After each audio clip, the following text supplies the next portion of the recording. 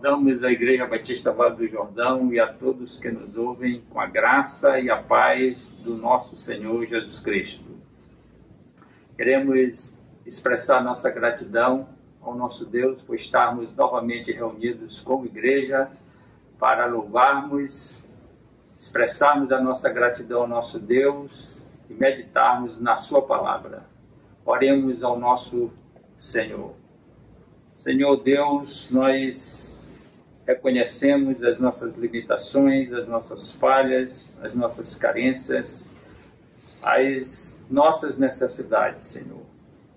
Reconhecemos que precisamos da Tua ajuda, da Tua graça e da Tua misericórdia, do Teu amor, Senhor, da Tua boa mão. Queremos, Senhor, colocar as nossas vidas, Senhor, diante de Ti. A vida da Tua igreja, dos nossos irmãos, das nossas famílias, dos nossos filhos, amigos, parentes, todos, Senhor, que nos relacionamos e que Tu os conheces, Senhor. Obrigado, Deus, porque temos a oportunidade de expressarmos aqui diante de Ti a nossa gratidão, mas também as nossas ansiedades, as nossas dificuldades, clamando a Ti, Senhor, que Tu nos ajude. É a nossa oração em nome de Jesus. Amém. Passaremos então para o nosso louvor ao nosso Deus. Graça e paz, igreja. Estou aqui no norte do Piauí, morrendo de saudade de estar com vocês, mas nós podemos unir, graças a essa nova ferramenta que nós temos, nós podemos unir nosso louvor, mesmo distantes como nós estamos, e louvar ao Senhor. Então, vamos louvar ao Senhor, dizendo que nós viemos aqui para adorá-lo.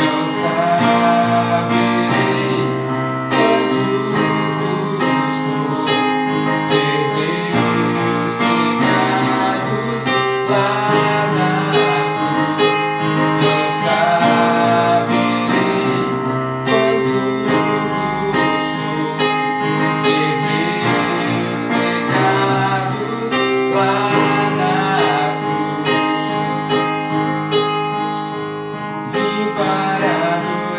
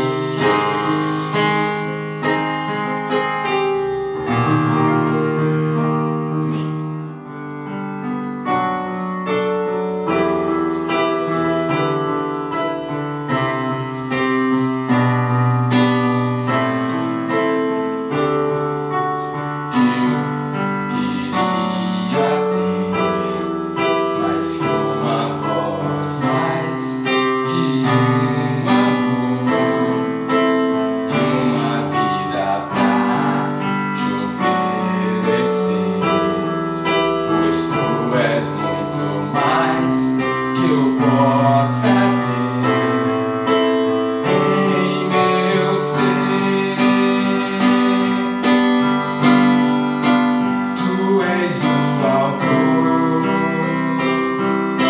aquele que pintou com perfeição a vida. Tu és o Senhor,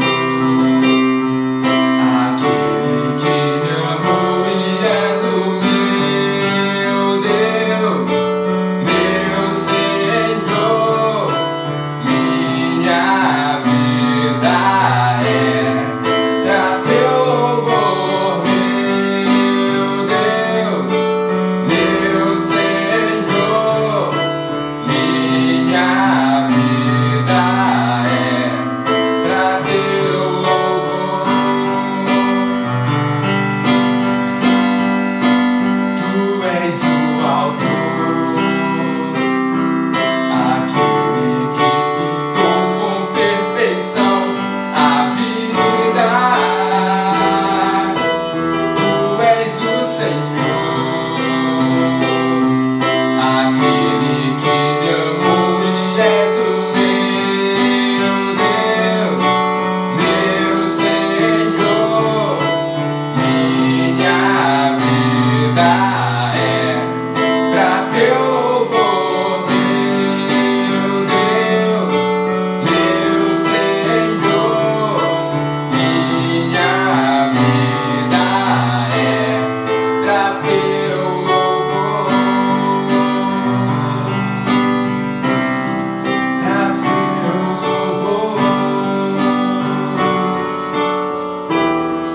pra teu louvor. E a palavra de Deus no Salmo de número 2, que diz assim, do versículo 1 a 12. Por que se enfurecem as nações e os povos imaginam coisas vãs?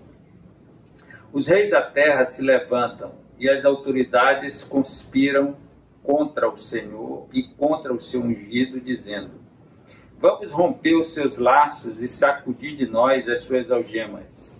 Aquele que habita nos céus dá risada, o Senhor zomba deles. Na sua ira, a seu tempo, lhes falará e no seu furor os deixará apavorados, dizendo: eu constituí o meu rei sobre o meu santo monte Sião. O rei diz: proclamarei o decreto do Senhor. Ele me disse: você é meu filho, hoje eu gerei você.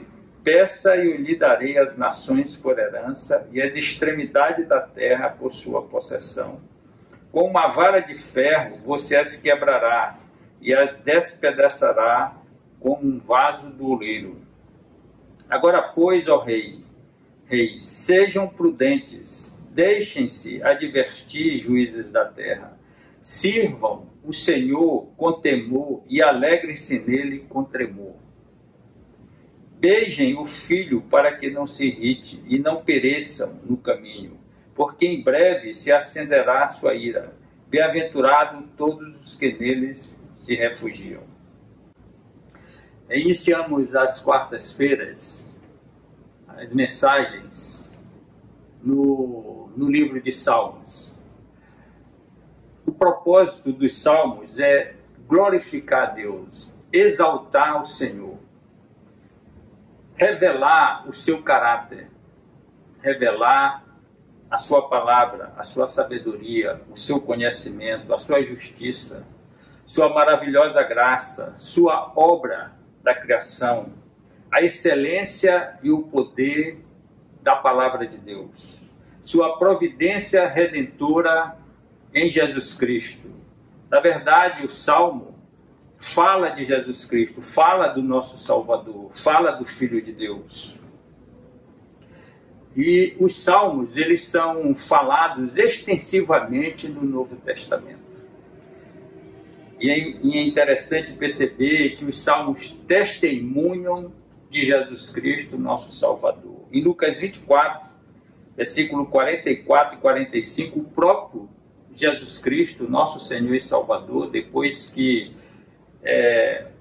já ressurreto, após a sua ressurreição, ele vai fazer essa afirmação a alguns de seus discípulos.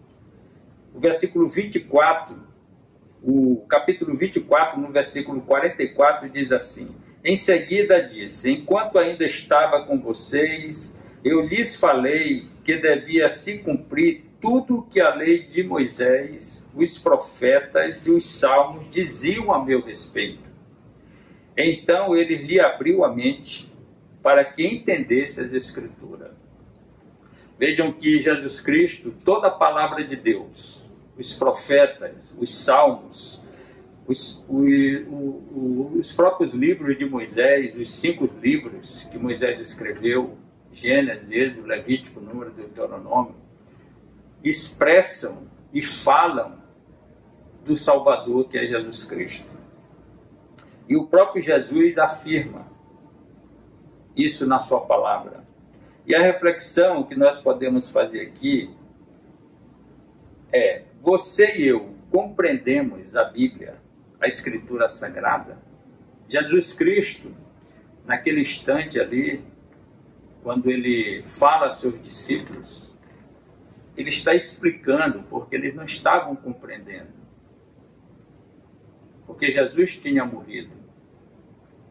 Então aquilo tudo praticamente não teve sentido. Mas só que Jesus ressuscitou. E agora Jesus está explicando para eles que toda essa situação, inclusive do seu sacrifício, morte e da sua ressurreição, estavam escritos na sua palavra, na Escritura Sagrada. E como precisamos compreender a palavra de Deus. E essa é uma reflexão que nós podemos fazer para nós. Compreendemos a palavra de Deus porque o próprio Jesus vai dizer que temos nela as explicações sobre Ele. E é Ele que nos dá a vida eterna. Então precisamos compreender a palavra de Deus. Aquilo que ela fala à humanidade, aquilo que ela fala aos nossos corações. Porque ela é poderosa para nos conduzir à salvação eterna, nos conduzir a Jesus Cristo.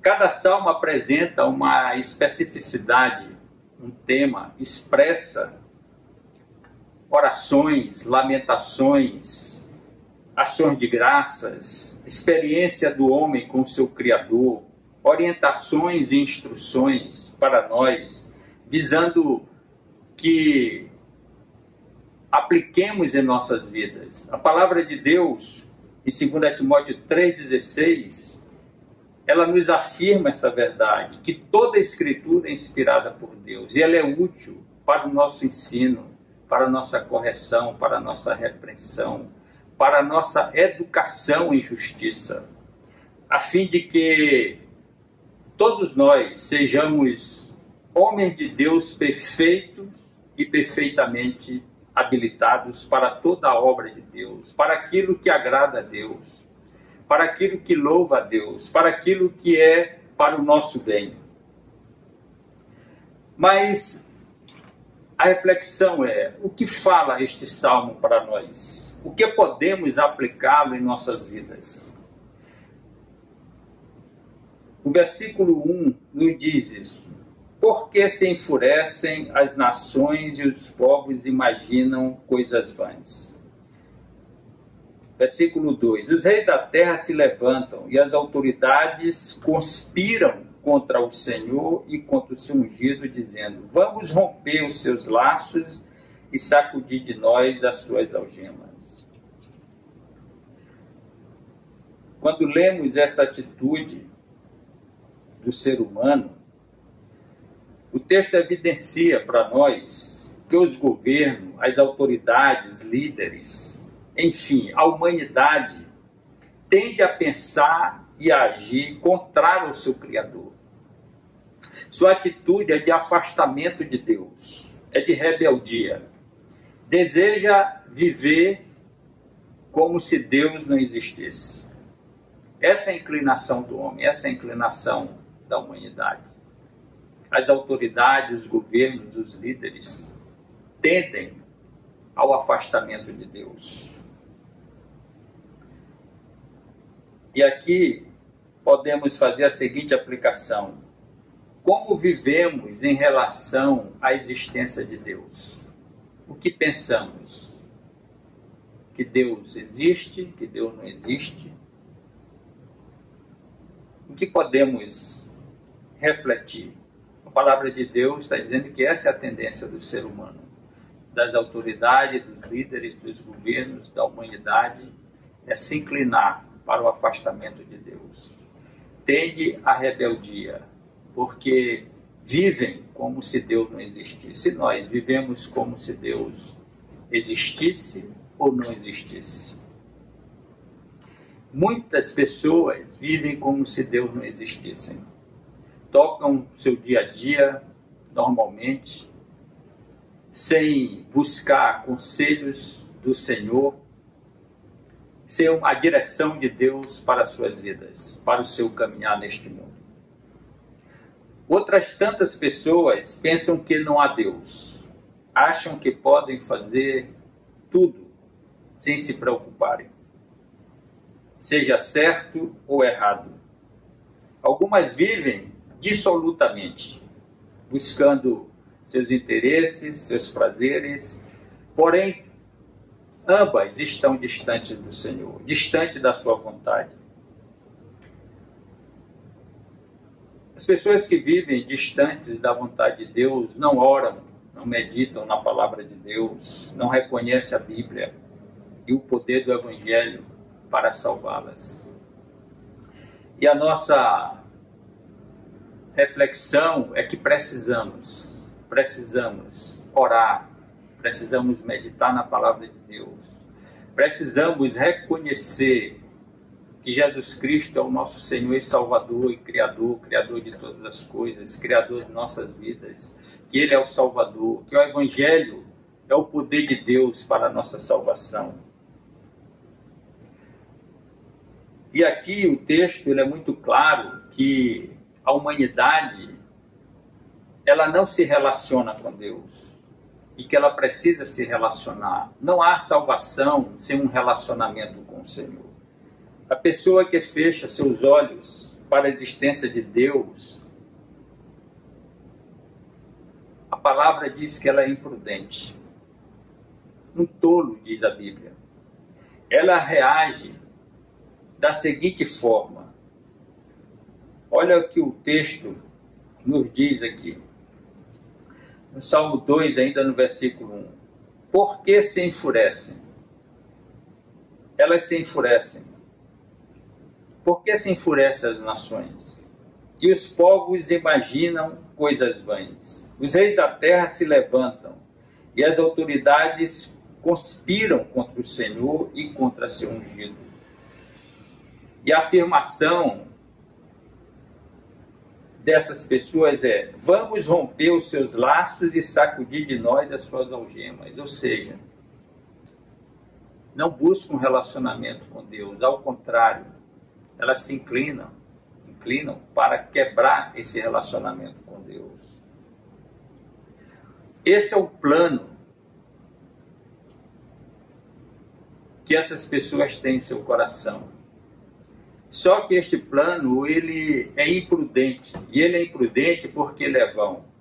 O versículo 1 vai dizer exatamente isso. Por que se enfurecem as nações e os povos imaginam coisas vãs? Ou seja, é um plano inútil. É um plano que não nos traz nenhum benefício, porque nos afastamos de Deus.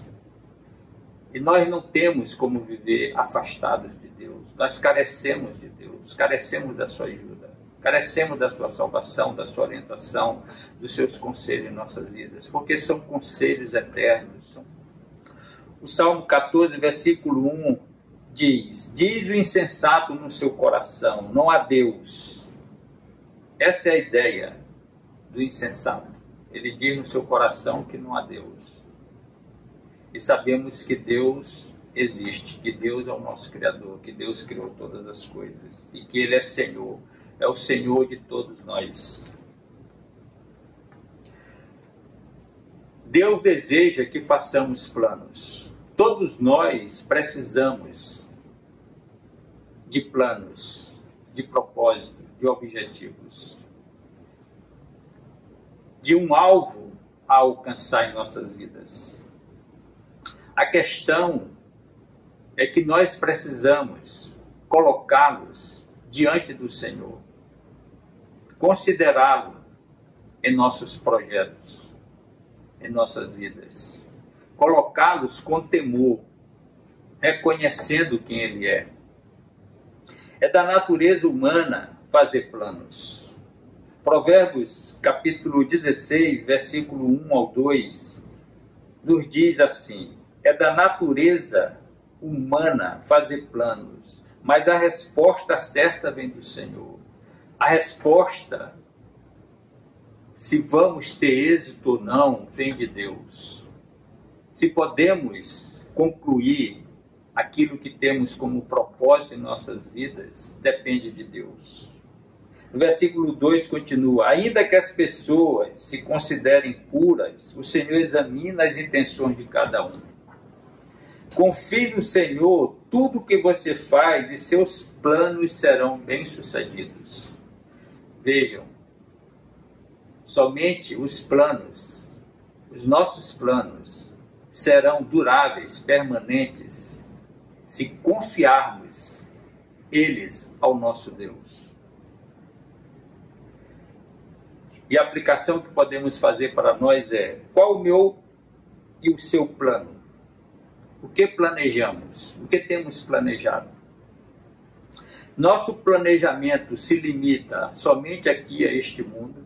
Planejamos apenas viver neste mundo, usufruir do que Ele nos oferece, conquistar as coisas materiais deste mundo, desta terra?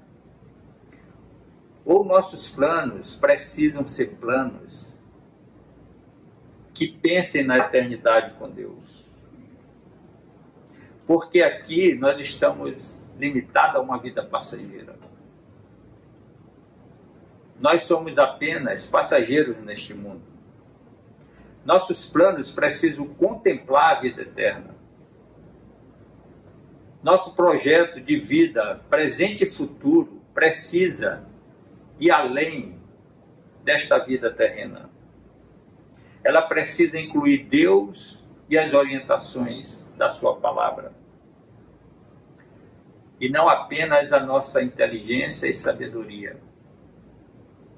Os projetos humanos são falíveis, porque não sabemos nem o dia do amanhã. O dia do amanhã nós desconhecemos. E quantos planos, quantas pessoas com seus planos foram em vão, porque não confiaram em Deus. Provérbios capítulo 3, versículo 5 ao 7 diz assim: confie no Senhor de todo o seu coração e não te estribes no teu próprio entendimento. Não se apoie no seu conhecimento, na sua sabedoria. Até mesmo porque isso é arrogância, falta de humildade, de dependência de Deus. Versículo 6 diz assim: reconheça o Senhor em todos os seus caminhos, e Ele endireitará as suas veredas. Deus pode corrigir nossos planos, nossos caminhos, aquilo que pensamos. Que planos temos feito? Planos que não avançam, planos que não são duráveis?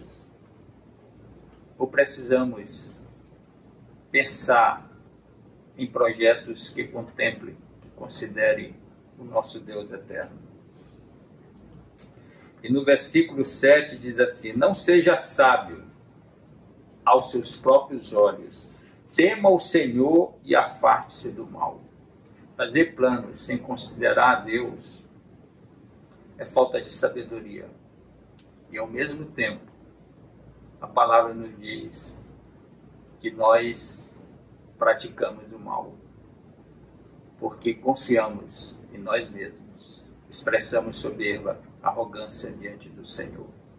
E a palavra de Deus diz que a soberba precede a queda e a altivez de espírito a ruína. E quantas pessoas, por causa da sua falta de conhecimento da palavra, porque se apoiava apenas na sua sabedoria. Tiveram seus planos em ruínas. Não alcançaram aquilo que planejavam, porque não consideraram Deus em suas vidas. Mas qual é o motivo para que o homem tenha esse tipo de atitude diante de Deus, de afastamento? Uma das grandes causas do ser humano agir dessa forma, pensar em rejeitar Deus, é o desejo incontido de ser reconhecido, de ser elogiado, enaltecido e exaltado no lugar de Deus. Essa é a verdade. Pelo domínio e pelo poder do mundo. O homem busca poder e domínio. Esse é o anseio do homem. É que ele alcance glória. E a palavra de Deus nos afirma que toda glória e toda honra é somente para o nosso Deus. E é por isso que o homem quer ser reconhecido, elogiado, enaltecido e se afasta de Deus. Esse versículo 1 mostra exatamente essa inclinação do homem. Ele quer e almeja poder, domínio. Por conta disso ele se afasta de Deus, porque ele busca a glória. Uma glória que ele não vai alcançar. A palavra de Deus, o próprio Senhor nos diz que a minha glória eu não darei a outro, porque a glória pertence a Deus. Toda a honra e toda a glória, o poder, somente podemos expressar a Deus e não a nós mesmos. Por que se enfurecem as nações e os povos imaginam coisas vãs? Os reis da terra se levantam e as autoridades conspiram contra o Senhor e contra o seu ungido, porque busca esse poder, essa ânsia de conquistar e de receber honras e glórias. E essa vontade de glória faz com que o ser humano desconsidere quem é Deus, quem ele é. E Deus é o seu Senhor. Então ele se enfurece, se levanta, conspira e rompe seu relacionamento com o seu Criador. Ele busca uma liberdade distante de Deus. Jesus Cristo vai dizer: conhecereis a verdade vos libertará. Não há liberdade fora de Deus. O homem jamais será liberto buscando esta liberdade apenas em si mesmo. A verdadeira liberdade está em Cristo, em nosso Deus. A palavra de Deus vai nos afirmar que a glória pertence a Deus e que Ele nos fez exatamente para glorificá-lo. Fomos criados para a glória de Deus. E se refletirmos com coerência, não há sentido o ser humano se exaltar, pois a nossa realidade é: nascemos, crescemos, envelhecemos e morremos.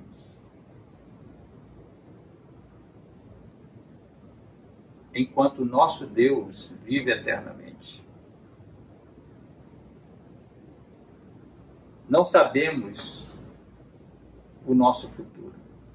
Já o nosso Deus, Ele é onisciente, sabe todas as coisas. E Ele vive eternamente. E foi Ele que nos deu existência. E nos deu vida para o glorificarmos. A partir daqui até a eternidade. O que precisamos é reconhecer, é crer no Senhor Jesus, receber a sua salvação, porque é isso que vai acontecer na eternidade. Efésios capítulo 1, versículo 11 a 12, vai afirmar que Deus nos fez, Deus nos criou para o louvor da sua glória. Diz assim, no versículo 11 de Efésios capítulo 1, em Cristo fomos também feitos herança, predestinados segundo o propósito daquele que faz todas as coisas conforme o conselho de sua vontade.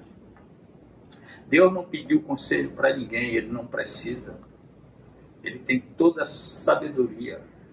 O conselho veio da sua vontade. Ele fez todas as coisas com propósito definido. E o versículo 12 vai nos dizer assim: Ele nos criou com um propósito definido. E esse propósito está estabelecido por Deus. E o homem não pode mudar. A glória somente ao nosso Deus. O versículo 12 vai dizer assim: a fim de sermos para louvor da sua glória, nós os que de antemão esperamos em Cristo. Fomos feitos para o louvor da sua glória. E a reflexão é: quem e o que adoramos e glorificamos em nossa vida? Quem é que adoramos? Que coisas meu coração se inclina para adorar? E quais são os ídolos que precisamos abandonar? Porque a idolatria é algo que desagrada a Deus. Só há uma única pessoa que podemos louvar e glorificar, que é o nosso Deus. Os nossos ídolos que adoramos podem ser nós mesmos, o nosso carro, o nosso apartamento, o nosso trabalho, a nossa inteligência, a nossa sabedoria, nossos recursos, nossos bens. Tudo isso pode ser o que adoramos, o que nos apegamos. Isso é uma realidade. Enfim, é tudo aquilo que colocamos no lugar de Deus, que adoramos no seu lugar, que somos apegados e ficamos distanciados de Deus. Jesus Cristo nos afirma, disse isso aos seus discípulos, que nós não podemos servir a dois senhores. Ou nós amaremos um, ou odiaremos outro.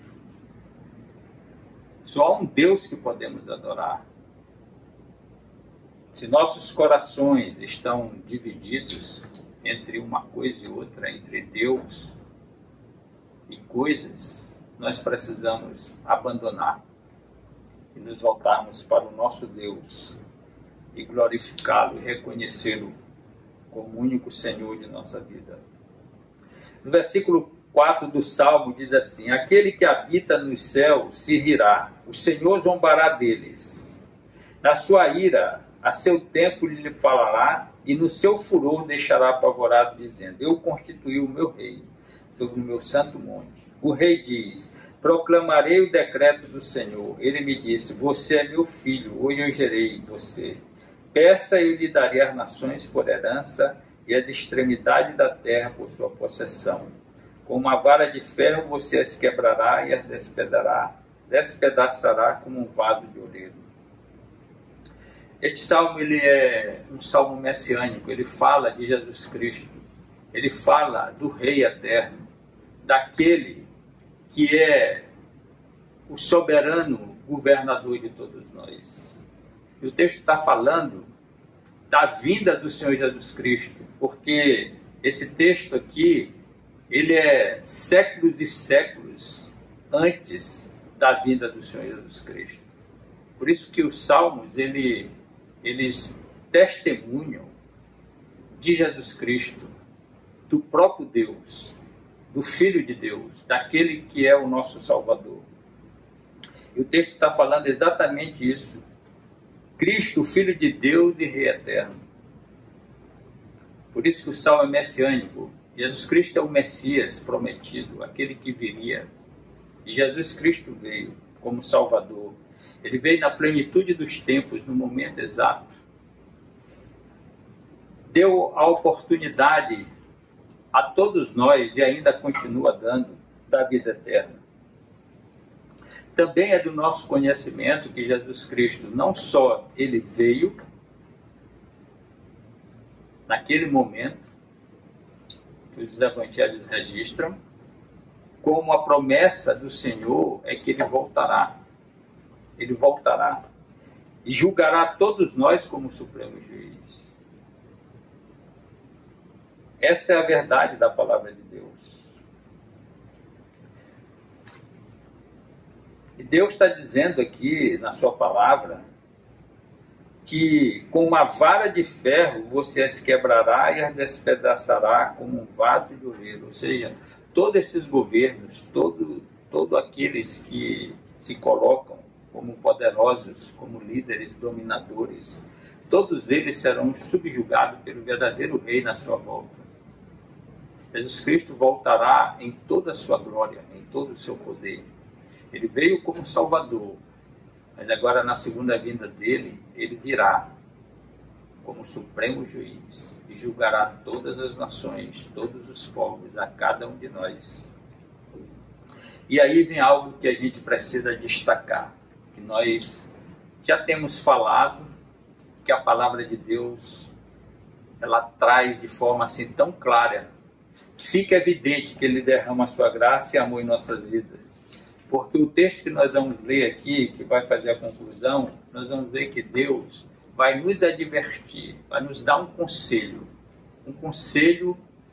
de Deus, um conselho de um verdadeiro amigo, um conselho daquele que nos criou, que tem amor por nós. Observem, e esse conselho é para que no final dos tempos, quando Jesus voltar, não sejamos destruídos, porque não queremos ouvir e obedecer ao Senhor. O Salmo ele vai expressar isso. A palavra de Deus vai mostrar a compaixão e a graça de Deus. Diz assim no versículo 10: Agora, pois, ó reis, sejam prudentes. O primeiro conselho aqui que Deus está dizendo é o seguinte: sejam prudentes, não sejam mais insensatos. Não busquem aquilo que é vão, que é inútil. Não busquem poder, domínio. Sejam prudentes. Deixe-se advertir, ou seja, deixe-se observar os meus conselhos. Ouçam o que eu digo para vocês. Sigam aquilo que minha palavra está advertindo vocês. Sejam prudentes. Deixem-se advertir, juízes da terra. Sirvam o Senhor com temor e alegre-se nele com temor. Essa é a solução de Deus. Deus não nos pune simplesmente punindo sem nos dar nenhuma oportunidade, sem nos dar um conselho, sem nos dar uma solução. Ao contrário, ele primeiro mostra aquilo que nós estamos fazendo de errado. Depois nós precisamos reconhecer que temos esses erros, que somos pecadores, que precisamos ser transformados, que precisamos ser novas pessoas em Cristo. Temor e tremor a Deus. A palavra de Deus diz que o temor a Deus é o princípio da sabedoria. Sabedoria e conselhos da palavra somente buscam aqueles que temem a Deus. Somente aqueles que são sábios, diz a palavra de Deus. E continua no versículo 12: beijem o filho para que não se irrite. O filho aqui é Jesus Cristo. Ou seja, reverencie o Salvador. Considerem ele como aquele que nos dá a vida eterna, aquele que pode nos salvar da destruição, aquele que tem o poder de nos julgar e de decidir sobre a nossa existência ou não. Beijem um filho para que não se irrite e não pereçam no caminho, porque em breve se acenderá a sua ira. A ira de Deus, ela acontecerá A ira de Deus é a sua justiça. Deus é misericordioso. Deus é amoroso. Mas Deus é justiça. E por fim, conclui: bem-aventurado todos os que nele se refugiam. Bem-aventurados são aqueles que se refugiam em Deus. E a reflexão que nós fazemos concluindo é: onde nos refugiamos? Em quem confiamos? Em nós mesmos? Em outras pessoas? Seremos bem-aventurados se nosso refúgio se encontra em Deus. Precisamos refletir neste salmo, assim como em toda a palavra de Deus. Refletirmos seriamente em tudo que a palavra nos diz. Estamos vivendo momentos difíceis, momentos que temos dúvidas, momentos de indecisões, momento de desconhecimento, momento de tristezas, momentos de choro, momentos de pânico. Mas o Senhor garante que seremos bem-aventurados se nos refugiarmos nele, se confiarmos nele. Se nossa confiança permanecer no nosso Deus, em Jesus Cristo. Que continuemos em nossos lares, em nossas casas, orando, intercedendo, buscando diante do Senhor pela sua misericórdia, pela sua graça, pelo seu amor sobre todos nós.